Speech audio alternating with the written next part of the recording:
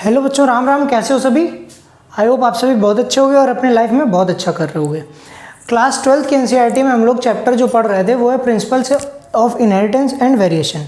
तो इस चैप्टर में हम लोगों ने अब तक इनकम्प्लीट डोमिनेंस वगैरह सब पढ़ लिया था, इनकम्प्लीट डोमिनेंस और को डोमिनेंस।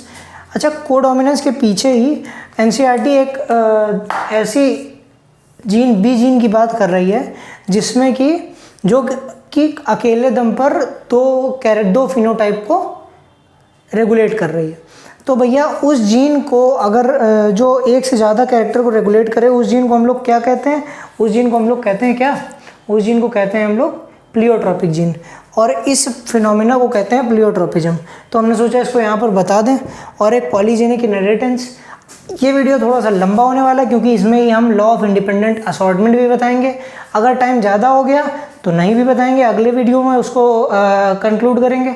लेकिन अगर हमको टाइम मिलता है इसमें, ये अगर 5-6 मिनट में ख़त्म हो जाता है तो हम लॉ ऑफ इंडिपेंडेंट असॉर्टमेंट भी इसी वीडियो में बना देंगे।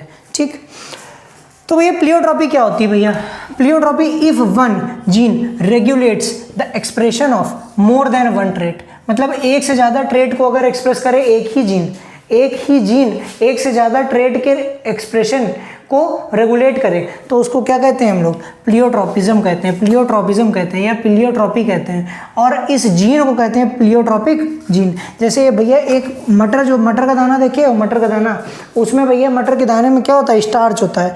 तो स्टार्च ग्रेन और उस मटर के दाने का साइज, ये स्पाइसम सेटाइवम वाला गार्डन भी नहीं है, ये जो मटर जो खाते हैं हम लोग हरी वाली, उसकी बात कर रहा है। ठीक, तो अगर कैपिटल बी प्रेजेंट है तो स्टार्च ग्रेन कैसे होंगे? लार्ज होंगे। मतलब स्टार्च ग्रेन जो है वो कैसे होंगे? बड़े बड़े प्रेजेंट होंगे। किसमें? मटर के दाने में। और दूसरा उसका साइज कैसा होगा? राउंड होगा। तो ये दोनों कैरेक्टर को ये ही रेगुलेट कर रहा है, ये बी जीन, कैपिटल बी। ठीक, अगर भैया देखो ध्यान से देखना, ये अभी इसको और इसको अलग अलग भी डिस्कस करेंगे तो आपसे पूछेंगे, हम कमेंट करके बताना कि पहले वाले में कौन सा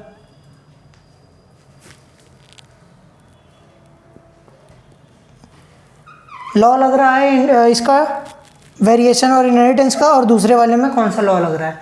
ठीक, तो भैया देखिए इसने क्या किया, अगर कैपिटल बी के तौर पे प्रेजेंट है तो भैया स्टार्च ग्रेन कैसे हो गए? लार्ज हो गए। और साइज कैसा हो गया? राउंड हो गया। अगर ये भैया हेट्रोजाइगोट फॉर्म में प्रेजेंट है तो इंटरमीडिएट स्टार्च ग्रेन, और साइज कैसा है? अभी भी शेप कैसा है? शेप अभी भी राउंड ही है, साइज नहीं, यहाँ शेप आएगा। ठीक, इसको शेप कर लेना, शेप। ठीक, शेप ऑफ सीड। ठीक, शेप ऑफ सीड अभी भी राउंड ही है। लेकिन जैसा ही यहाँ भैया होमोजाइगस रिसेसिव हुआ तो देखिए भैया स्टार्च ग्रेन भी कैसे हो गए? छोटे छोटे हो गए, स्मॉल हो गए।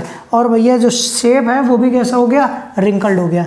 तो इस एक बी जीन ने दो डिफरेंट ट्रेट को एक्सप्रेस कर दिया।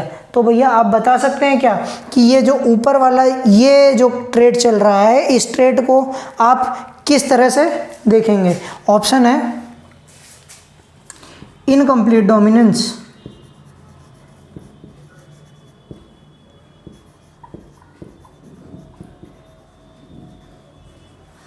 कोडोमिनेंस,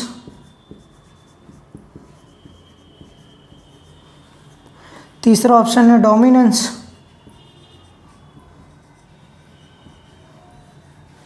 ये चौथा ऑप्शन है, ये चौथा ऑप्शन हम दे रहे हैं आपको मल्टीपल एलीलिज्म।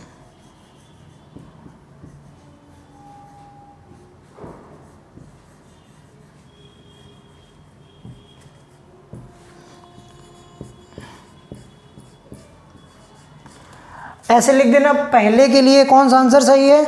और दूसरा क्वेश्चन ये है कि शेप ऑफ सीड जो है ये किस लॉ को फॉलो कर रहा है? इन चारों में से किस लॉ को फॉलो कर रहा है? और स्टार्च ग्रेन का साइज जो है वो इस जीन के इस जीनोटाइप को देख के आपको बताना है कि किस लॉ को फॉलो कर रहा है ये। ठीक, पहला क्वेश्चन ये है, दूसरा क्वेश्चन के लिए ये है। ऑप्शन दोनों के लिए सेम ही है। ठीक, कल एक क्वेश्चन और दिया था, अब इंडिपेंडेंट असॉर्टमेंट वाली क्लास कल ही करेंगे, उसको भी डिस्कस करेंगे। देखिए भैया पॉलीजेनिक इनहेरिटेंस क्या होता है? अच्छा, इसमें प्लियोट्रॉपिज्म में एनसीईआरटी एक और बात लिखती है, अभी जब आगे पढ़ेंगे तब इसको और डिटेल में हम तुमको बताएंगे। एक और एग्जांपल इसने दे रखा है, फेनिलकीटोन्यूरिया का दे रखा है। जब भैया एक जीन जो है उस जीन में कुछ म्यूटेशन हो जाता है और फेनिल एलानिन हाइड्रोक्सीलेज जो एंजाइम है उस एंजाइम को, वो एंजाइम बनना मतलब मेल फंक्शनिंग करने लगता है, सही से नहीं बना पाता है। तो इस कारण क्या होता है कि ये तो हो गया एक ट्रेट, तो उसके कारण फेनिलएलानिन बनेगा ही नहीं। ठीक, फेनिलएलानिन का हाइड्रोक्सिलेशन नहीं होगा, ये तो एक बात हो गई। अब इसी के साथ इसने दूसरा ट्रेट कौन सा एक वो लिया अपने चपेटे में, क्योंकि प्लियोट्रॉपिज्म है तो दो या दो से ज़्यादा कैरेक्टर्स को एक ही जीन कंट्रोल करेगा। तो दूसरा ट्रेट जो ये कंट्रोल कर रहा है वो ये है कि मेंटल रिटार्डेशन हो जाएगी और स्किन और हेयर का कलर कैसा हो जाएगा, हल्का हो जाएगा। ठीक, ये बात ये भी है प्लियोट्रॉपिज्म का एग्जाम्पल है। पॉलीजेनिक इनहेरिटेंस क्या होती है? अब तक हमने देख लिया भैया कि अभी देखो हमने पॉलीजेनिक इनहेरिटेंस पे आ तो गए, लेकिन इसके पहले डाई हाइब्रिड क्रॉस अभी नहीं पढ़ा है, वो इंडिपेंडेंट असॉर्टमेंट में अगले लेक्चर में बताएंगे। प्लियोट्रॉपिज्म और पॉलीजेनिक इनहेरिटेंस के बीच में डिफरेंस बहुत अच्छे से पूछा जाता है, इसलिए ये हमने आपको यहाँ पर साथ साथ लिखा दिया है। तो भैया जब एक से ज़्यादा जीन किसी एक कैरेक्टर को मिल के कंबाइन हो करके किसी एक ही कैरेक्टर को रेगुलेट करें, कंट्रोल करें, when more than one gene regulates the expression of single phenotype, एक ही सिंगल फिनोटाइप को जब एक से ज़्यादा जीन मिल करके रेगुलेट करें तो उसको क्या कहते हैं? पॉलीजेनिक इनहेरिटेंस कहते हैं। क्या कहते हैं? पॉलीजेनिक इनहेरिटेंस कहते हैं। इसका एग्जांपल भैया ह्यूमन के स्किन का कलर। ठीक, कई लोगों को आप देखते होंगे भैया बहुत जज किया जाता है इसके बेसिस पे, कल्लू कल्लू कहते हैं ना लोग, तो इसके बेसिस पे बहुत जज किया जाता है आपको ह्यूमन स्किन कलर, इंडियन तो खासतौर पे। अगर ये कैसा हो सकता है? कलर के कई शेड आते हैं, वो फेयर एंड लवली वाला ऐड देखा है? फेयर एंड लवली वाला ऐड, उसमें क्या होता है कई सारे शेड दिखाता है कि पहले ऐसा काला रंग था, फिर फेयर एंड लवली लगाए, एक हफ्ते बाद ऐसा हो गया, फिर एक हफ्ते बाद ऐसा हो गया। हाँ, वो ऐसा मीटर वैसा बना हुआ होता है। तो भैया वो सब कुछ नहीं होता है, जो आपका स्किन का कलर है वो भैया जेनेटिक है, नहीं कैसे भी चेंज हो सकता। क्यों फेयर एंड लवली पोत करके अपना टाइम वेस्ट कर रहे हो, पैसा वेस्ट कर रहे हो? ठीक, काहे जा रहे हो स्पा में? जो चेहरा दिया है भगवान ने, जो रंग आपका भगवान ने दिया है, कोई कल्लू कहे या कालिया कहे या गोरू कहे, कुछ भी कहे, तुम वैसे ही हो जैसे हो, गोरे कहे भूरे कहे, तुम्हें फर्क नहीं पड़ना चाहिए। ठीक, तो भैया ये जो स्किन कलर है, ये स्किन कलर जो, चूंकि देखो फेयर एंड लवली वाले ने भी बता दिया कि अलग अलग शेड के स्किन कलर होते हैं, तो भैया अलग अलग शेड के कलर, स्किन कलर कैसे डिफाइन होते हैं? तो भैया 3 जीन्स हैं, ए बी और सी, ये हाइपोथेटिकल जीन्स हैं, अभी तक इनका नाम नहीं पता चल पाया, तो यही ए बी सी जीन्स ही चल रहे हैं। अगर मतलब सभी कैपिटल प्रेजेंट हैं, सारे होमोजाइगस तौर पे डोमिनेंट कैपिटल प्रेजेंट हैं, तो भैया डार्केस्ट कॉम्प्लेक्शन है वर्थ, मतलब इस दुनिया में जो सबसे काला कॉम्प्लेक्शन आएगा, सबसे डार्क कॉम्प्लेक्शन आएगा, वो यही आएगा अगर सभी डोमिनेंट हो गए। और अगर सभी रेसेसिव हो गए तो भैया एल्बिनो हो जाएगा, जिनको जो एकदम वाइट होते हैं, एकदम प्योर वाइट, मतलब प्योर वाइट तो नहीं होते हैं लेकिन वो बहुत ही एल्बिनो कॉम्प्लेक्शन आपने सुना होगा, वो एल्बिनो कॉम्प्लेक्शन होते हैं। हिंदी में उसको बहुत गंदा शब्द होता है तो हम बोलेंगे नहीं, हैं, जज करोगे। ठीक, कुछ लोगों को सफ़ेद दाग हो जाता है तो देखा होगा आपने, वैसा ही हो जाता है, वो एल्बिनो वैसा ही कलर होता है, कबरा। चलो खैर, तो ये पॉलीजेनिक इनहेरिटेंस हो गया। अब इसके बाद बात करना चाहेंगे हम उस क्वेश्चन की जो हमने लास्ट क्लास में दिया था। ऐसा नहीं कि भूल जाएंगे, आप लोग सोचें कि हमने जो क्वेश्चन दिया था वो हम भूल गए, नहीं भैया। और आंसर किसी ने नहीं किया, बात सबसे बड़ी तो ये है, आंसर करो यार, मन से आंसर किया करो।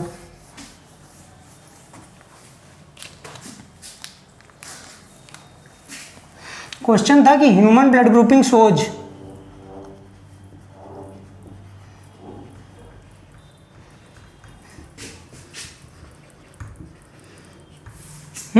नीट 2018 क्वेश्चन था भैया। ठीक, इसमें पहला क्या था? पहला था मल्टीपल एलिलिज्म। ऑप्शन ऊपर नीचे हो सकते हैं लेकिन क्वेश्चन यही था। ठीक, दूसरा था कोडोमिनेंस।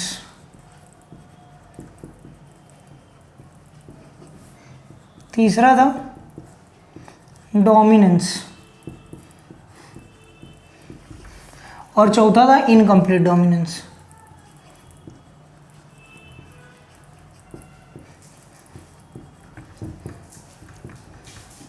और इसके बाद ऑप्शन शुरू हो रहे थे, है ना। इसके बाद ऑप्शन क्या थे? इसके बाद ऑप्शन थे, पहला ऑप्शन था 1, ये शायद हमने नीचे लिखा था, हाँ अब याद आ गया हमको, ये ऐसे था सवाल, यहाँ पर लिखा था इनकम्प्लीट डोमिनेंस।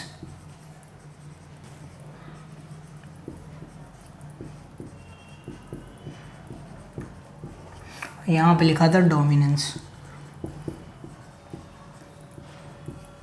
क्या क्या शो करता है ये क्वेश्चन था, ठीक। पहला ऑप्शन था 1, 2 ओनली, ठीक। दूसरा ऑप्शन था 1, 3 ओनली। तीसरा ऑप्शन था 1, 2, 4 ओनली।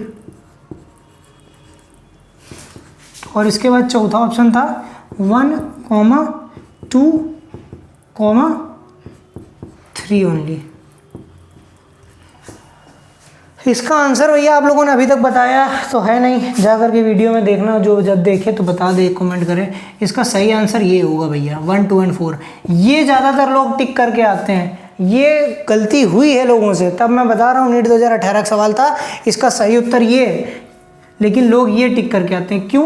क्योंकि वो देखते हैं कि भैया कोडोमिनेंस वाले टॉपिक में दिया है और उसमें मल्टीपल एलिज्म भी लिखा है, तो इसलिए ह्यूमन ब्लड ग्रुपिंग जो है वो मल्टीपल एलिज्म और कोडोमिनेंस को शो करती है। जबकि वो ये नहीं देखते कि IA जो है ये IO पे डोमिनेंट है पूरी तरह से, तो ये डोमिनेंस को भी शो कर रहा है। IB जो है ये IO पे पूरी तरह से डोमिनेंट है। अगर कोई एक प्रेजेंट है तो भैया IA मतलब ब्लड ग्रुप जो होगा फिनोटाइप वो A होगा, अगर कोई एक प्रेजेंट है तो ब्लड ग्रुप फिनोटाइप का B होगा। ये वाला भैया मास्क हो जा रहा है इसके उससे, तो इसमें डोमिनेंस भी प्रेजेंट है, कोडोमिनेंस तो है ही है, क्योंकि अगर IA और IB दोनों प्रेजेंट होंगे तो ब्लड ग्रुप क्या हो जाएगा? AB फिनोटाइप आएगा, ठीक। तो जो फिनोटाइप आएगा उसमें दोनों के कैरेक्टर हैं, ठीक। तो भैया कोडोमिनेंस तो ही है। और एक से ज़्यादा एलील IA, IO और IB, ये 3 एलील जो हैं ये इस जीन को कोड कर रहे हैं, तो इसमें ये तीनों जो हैं ये तीनों ही चीज़ें इसमें होंगी। तो भैया ये प्रश्न था, इंपॉर्टेंट सवाल था, नीट 2018 का पूछा हुआ सवाल था। आपको किसी भी टेस्ट में ये आपके सामने आकर के आपसे मुखातिब हो सकता है, तो इसलिए इस प्रश्न को अपनी उसमें लिख लें, जो गलती वाली किताब एक बनाते हैं नीट वाले, हमने बनाई थी भैया। सवाल जो करते चलो, जो गलत हो उसको एक कॉपी में लिख लो, और जब लास्ट का टाइम आए ना तो वही गलत वाले सवाल पढ़ के चले जाओ, क्योंकि जो सही किए हैं वो याद करने की ज़रूरत नहीं है, जो गलत है उनको याद करके जाओ, ठीक। ऐसे किया जाता पढ़ाई, ठीक। हो गया आज की वीडियो में इतना ही। नेक्स्ट वीडियो में हम लोग पढ़ेंगे इंडिपेंडेंट असॉर्टमेंट। जय श्री राम, राधे राधे।